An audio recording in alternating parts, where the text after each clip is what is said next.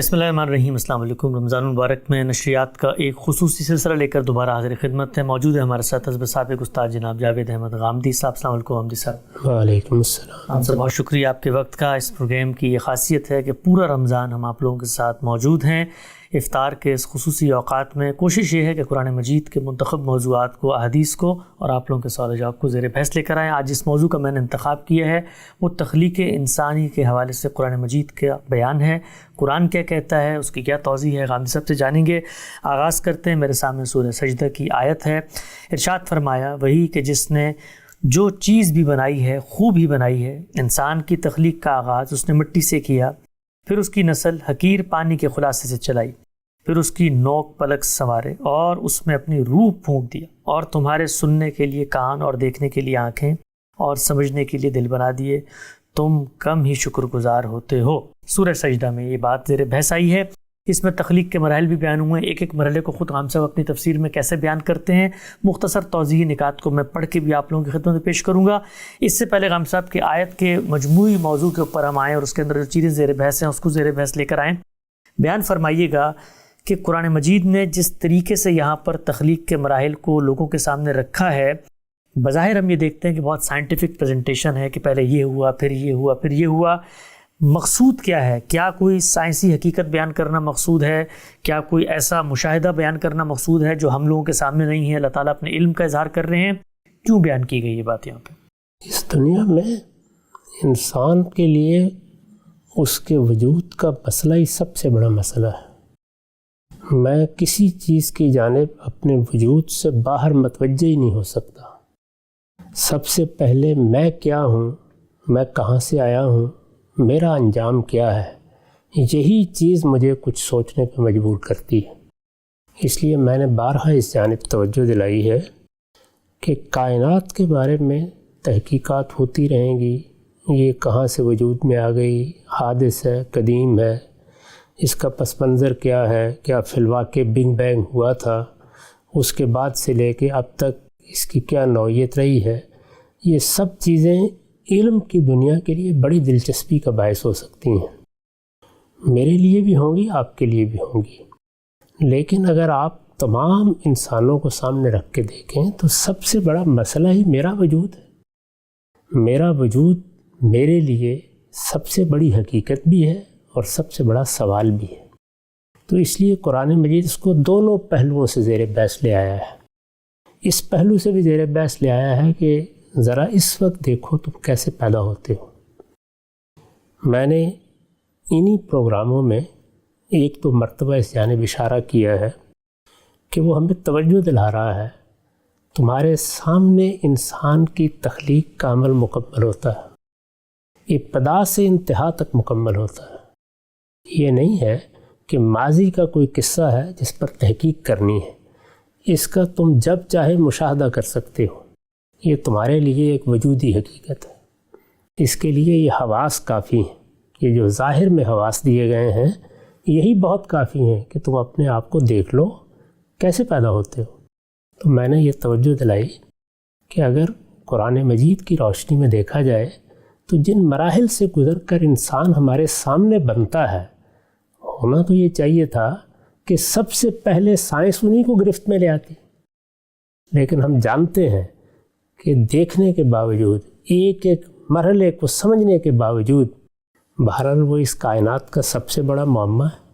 یعنی ہمارے سامنے یہی اجزاء، مٹی اور پانی کے اجزاء، یہ ہمارے اندر جاتے ہیں اور ہم نہیں جانتے کس طرح، لیکن ہمارے سامنے ان کو دیکھا جا سکتا ہے۔ وہ ایک قطرہ آب اور ایک بیضے میں تبدیل ہو جاتے ہیں۔ اجزاء میں کہیں زندگی کی کوئی رمق نہیں ہے۔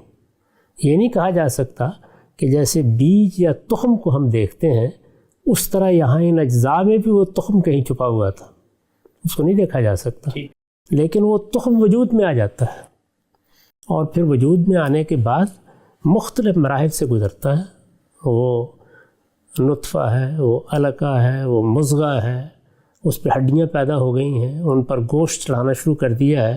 یہ سب چیزیں قرآن مجید نے 3-4 مقامات پر بیان کی ہیں، اور اسی لیے بیان کی ہیں کہ اس وجودی حقیقت پر غور کرو۔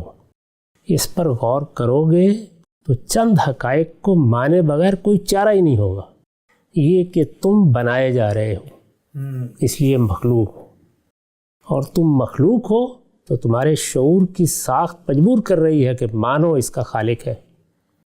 جب یہاں تک پہنچ جاؤ گے تو پیغمبروں کی بات سننے کے لیے بھی مجبور ہو جاؤ گے۔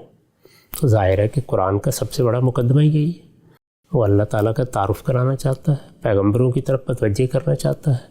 پیغمبر اللہ تعالیٰ کی معرفت پیدا کرنے کے لیے آتے ہیں اور آخرت کی منادی کرتے ہیں، تو اس لیے یہ قرآن مجید کا اہم موضوع ہے۔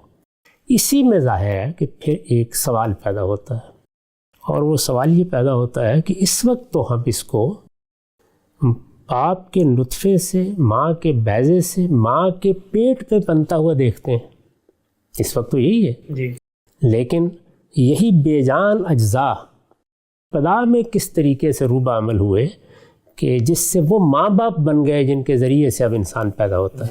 تو اس سوال کو بھی قرآن نے پھر موضوع بنا لیا، اچھا، اس لیے کہ یہ اس کے اس بیان کا لازمی تقاضا ہے۔ اوکے، یعنی اگر یہ بیان قابل توجہ ہے اور یہ سب سے بڑی حقیقت ہے اور یہ وجودی حقیقت ہے جس کو سمجھا دیکھا جا سکتا ہے، تو پھر اس کے بارے میں پیدا ہونے والا سب سے بڑا سوال بھی یہ حق رکھتا ہے کہ اس پر گفتگو کی، جو کہ اسی سوال سے متعلق سوال ہے۔ اسی سوال سے متعلق، یعنی کسی چیز کے بیان کا لازمی تقاضا ہے، وہ آنا چاہیے سمجھ میں۔ تو پھر اس آیت میں جو آپ نے سورہ سجدہ سے پڑھی ہے، قرآن نے اس سوال کا جواب دیا ہے کہ اس وقت جو کچھ ماں کے پیٹ میں ہوتا ہے، یعنی باہر سے غذا کی صورت میں وہی اجزاء اندر جاتے ہیں، وہی عناصر اندر جاتے ہیں جن سے انسان بنا ہے، وہ اپنے اندر کوئی زندگی نہیں رکھتے۔ یعنی آپ گوشت کھاتے ہیں، آپ سبزی کھاتے ہیں، آپ پکا کے کھاتے ہیں، ان کے اندر کوئی زندگی نہیں ہوتی، کوئی تخم نہیں ہوتا کسی چیز کا، لیکن وہ تمہارے اندر جا کر ایک پروسیس سے گزرتے ہیں اور مختلف مراحل سے گزرتے ہوئے وہ انسان بن جاتے ہیں، جو خود قدرت کا ایک بڑا شاہکار ہے۔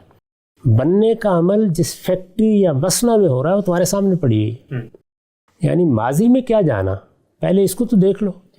تو اس کو دکھانے کا لازمی نتیجہ یہ ہے کہ اس سوال کا جواب بھی پھر دیا جائے۔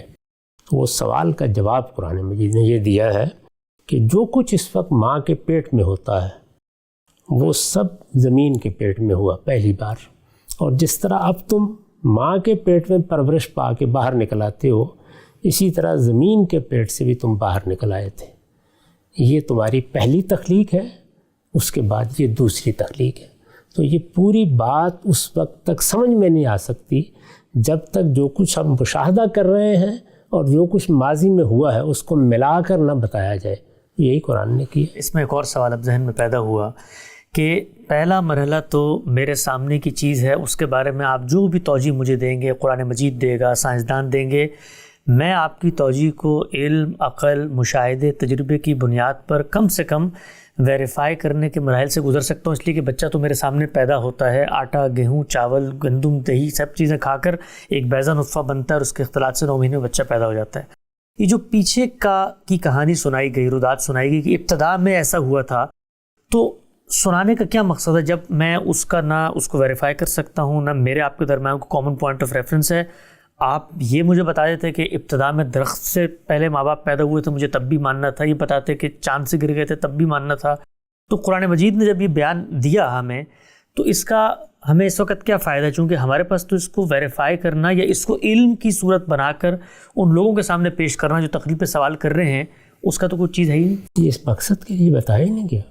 یہ تو جو کچھ آپ دیکھ رہے ہیں اس سے متعلق پیدا ہونے والے لازمی عقلی سوال کا جواب ہے، بس اس سے زائد کوئی بات بتانا مقصود نہیں ہے۔ آپ کو ایک اطلاع دے دی گئی، بالکل اسی طرح جیسے جو سوالات اس دنیا کو دیکھ کر ناتمامی کے حوالے سے پیدا ہوتے ہیں ان کا جواب دیا گیا ہے۔ وہاں بھی اطلاع دی گئی، وہاں بھی اطلاع، آگے جنت ہوگی، مجھے تو نہیں پتا کیسی ہوگی۔ کچھ اطلاعات پیچھے کے لیے ناگزیر ہیں ورنہ بات مکمل نہیں ہوتی، اور کچھ اطلاعات آگے کے لیے ناگزیر ہیں، بات ورنہ مکمل نہیں ہوتی۔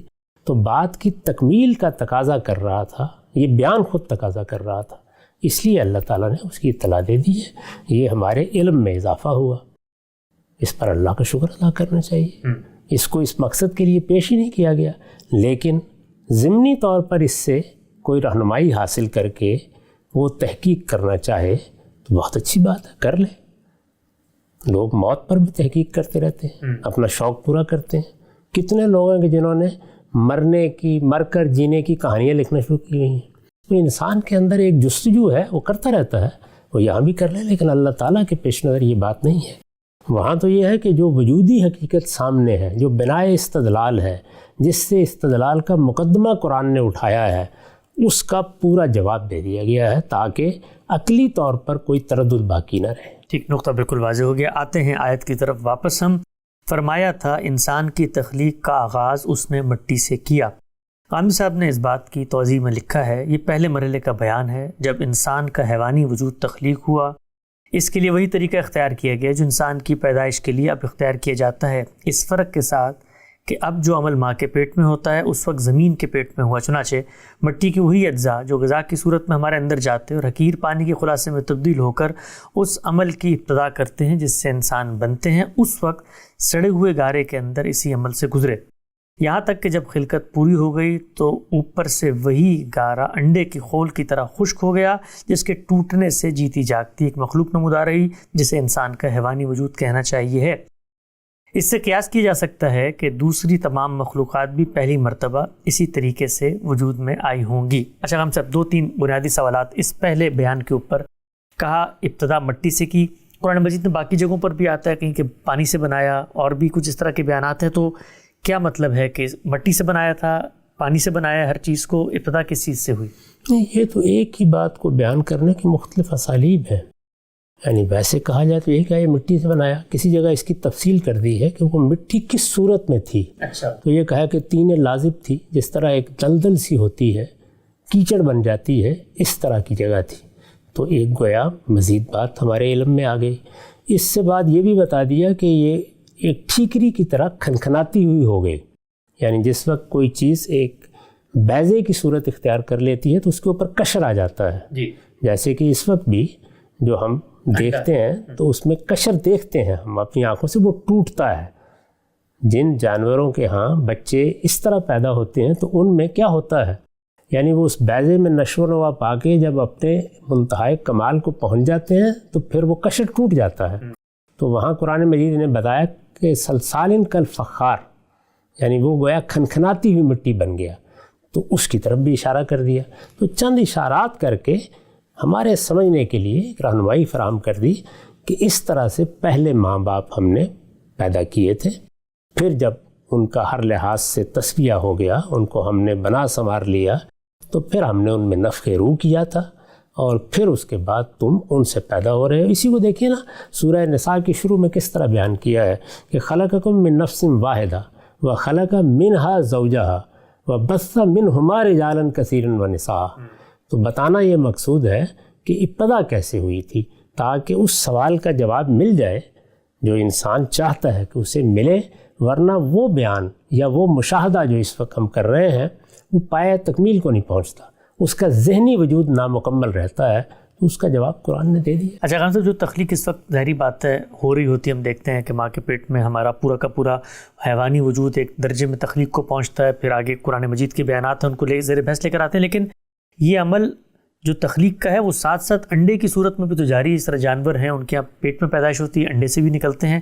تو گویا اللہ تعالیٰ نے جو جس طریقے سے ابتدا کی تھی اسی کا ایک چھوٹا پیمانے پر ریپلیکا بھی ساتھ ساتھ تخلیق کے جاری ہے. انڈے سے بھی لوگ پیدا ہو ہی رہے ہیں. اس میں کیا شبہ ہے، دونوں طریقے رکھے گئے ہیں، اسی طرح جاری ہیں، تاکہ ہمارے لیے قیاس کرنے کے لیے کوئی بنیاد فراہم رہے. ہمارے علم کی بنیاد یہی ہوتی ہے نا، جو کچھ ہم وجودی حقائق کی صورت میں مشاہدہ کرتے ہیں اس سے پھر قیاس کرنا آسان ہوتا ہے. تو یہ قیاس ہی ہے جس کو میں نے بھی بیان کر دیا. ٹھیک، نقطہ بالکل واضح ہوا. اچھا صاحب نے یہاں پر دلچسپ بات لکھی کہ جو پہلا وجود ہوا ہے یہ انسان کے حیوانی وجود کا اظہار تھا. یہ کیوں لکھا ہے انہوں نے؟ چونکہ آگے جو مراحل بیان ہوئے اس میں بتایا ہے کہ اس کی جو شخصیت ہے اس کو انسانی روح دی گئی، اسی لیے اس سے واضح ہوتا ہے کہ یہ یہاں پر حیوانی وجود تھا. اگلی آیت کیا اس کو پڑھ لیتے ہیں. قرآن مجید میں ہے، پھر اس کی نسل حقیر پانی کے خلاصے سے چلائی. اس کی توضیح میں خان صاحب لکھتے ہیں یہ دوسرا مرحلہ ہے جس میں اس طرح بنائی جانے والی مخلوق نے اپنی نسل آپ پیدا کرنی شروع کر دی. چنانچہ وہی عمل جو زمین کے پیٹ میں ہوا تھا اب وہ ماں کے پیٹ میں ہونے لگا. یہ انسان کا وہ دور ہے جب وہ علم اور ادراک سے محروم محض ایک ناتراشیدہ حیوان تھا۔ تو ہم سب اب تک کی جو سٹوری قرآن مجید نے ہمیں بتائی ہے کہ ابتدا تمہارے ماں باپ کی کیسے ہوئی تھی کہ ان کو زمین کے پیٹ میں ہم نے پہلی جو صورت تھی، پہلا جو حیوان تھا اس کو وہاں پیدا کیا۔ اب وہ حیوان ہی تھا، اس میں شعور نہیں تھا، ادراک نہیں تھا، اخلاقی وجود نہیں تھا، عقل نہیں تھی۔ اس طریقے سے اس نے آگے اپنی نسلیں پیدا کرنی شروع کر دیں۔ یہ عمل اللہ تعالیٰ نے کیوں کروایا؟ اس لیے کہ تصفیہ کیا جائے، بتا دیا ہے یہی طریقہ پوری مخلوقات میں جاری ہے۔ یعنی اللہ تعالیٰ ابتدا میں جو چیزیں پیدا کرتے ہیں وہ پھر مختلف مراحل سے گزر کر اپنے آپ کو بناتی سنوارتی ہیں۔ یہ دیکھ لیجیے، ہم نے جتنے پھل پیدا کیے ہیں، جتنی سبزیاں پیدا کی ہیں، دوسری چیزیں پیدا کی ہیں، ان سب کو اسی طرح سے پیوند کے ذریعے سے نشو و نما دی جاتی ہے۔ ان کی برتر نسلیں اسی طریقے سے پیدا ہوتی ہیں۔ تو یہ اختلاط آہستہ آہستہ ان کے تصفیے کا باعث بن جاتا ہے۔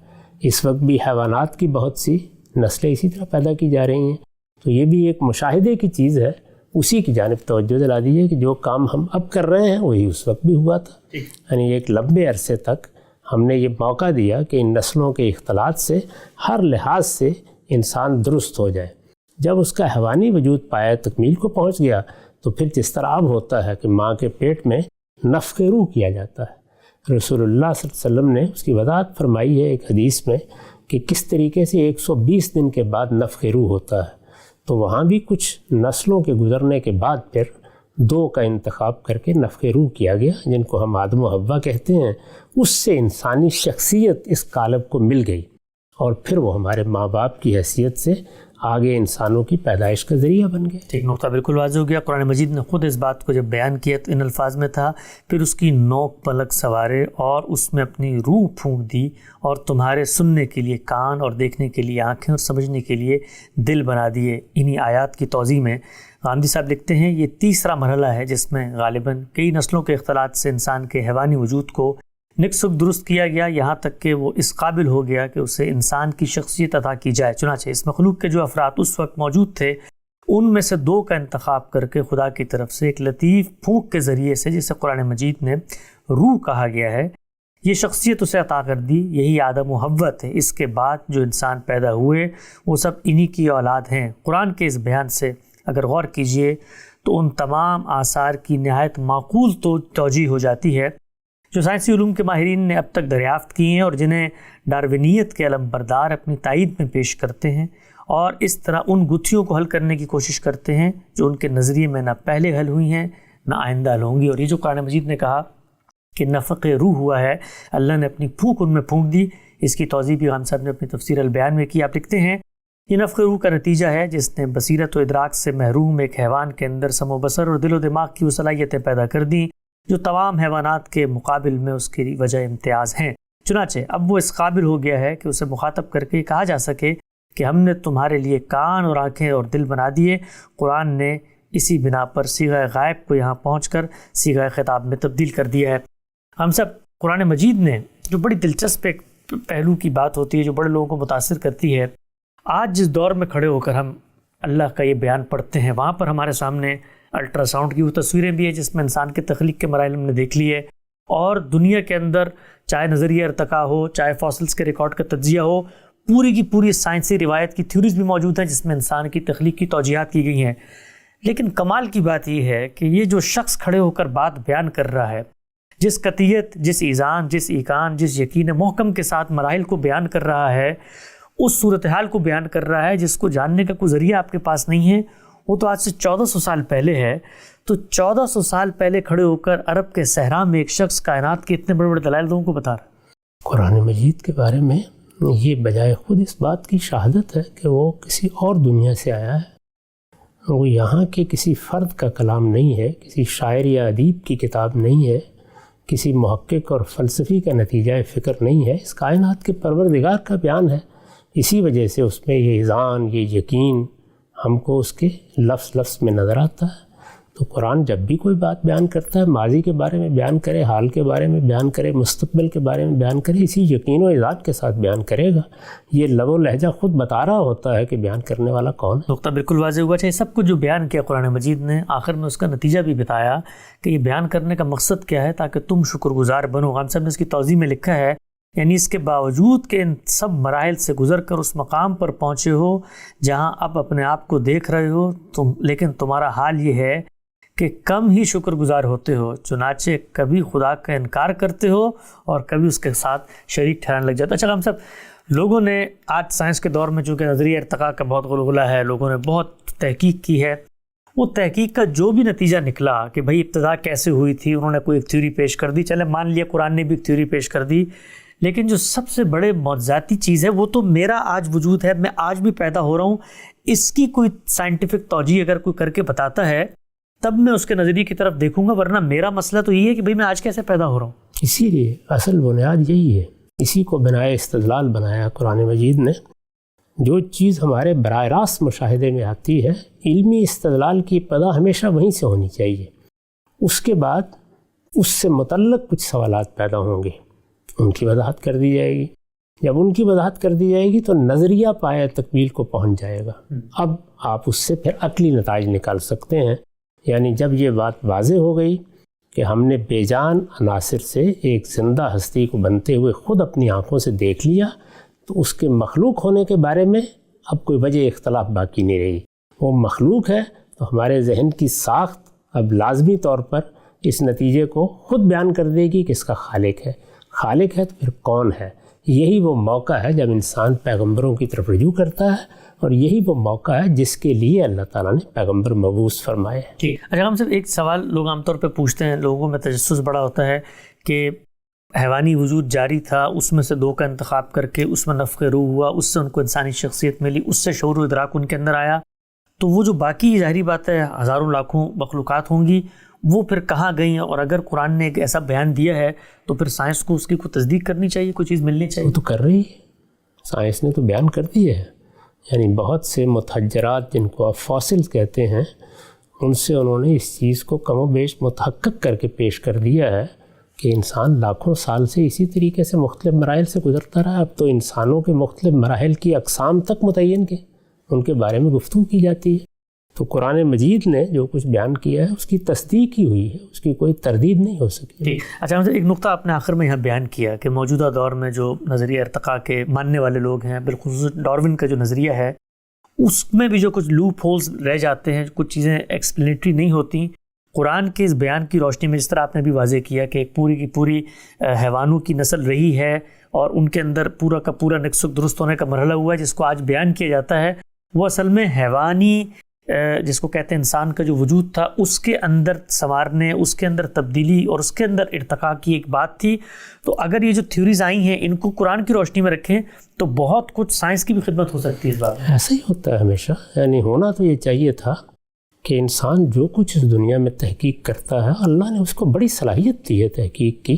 سائنس کے اکتشافات معمولی نہیں ہیں، اس میں گاہے گاہے یہ دیکھتا رہتا کہ اس دنیا میں ایک کتاب ہے جس کے بارے میں یہ کہا جاتا ہے کہ وہ اللہ کی کتاب ہے، اس کو بھی ایک نظر دیکھ لینا چاہیے۔ لیکن انسان کی بدقسمتی رہی ہے کہ وہ مذہب کو، پیغمبروں کے بیانات کو اس نظر سے نہیں دیکھتا۔ جب وہ ان کو اپنے علم کے لیے روشنی حاصل کرنے کی غرض سے دیکھے گا تو بے شمار چیزیں بالکل سلجھتی چلی جائیں گی۔ انسان کو اس جانب متوجہ کرنے کا کام ہم کر سکتے ہیں اور وہی کرتے بھی رہتے ہیں۔ بالکل واضح ہو گیا ناظرین، آج کے پروگرام کا وقت یہاں پہ ختم ہوتا ہے۔ بڑی تفصیل سے ہم زیر بحث لے کر آئے انسان کی تخلیق کے مراحل، انشاءاللہ حدیث اور آپ لوگوں کے سوالات اگلی نشست میں زیر بحث آئیں گے، دوبارہ حاضر خدمت ہوں گے۔ اب تک آپ کا بہت شکریہ۔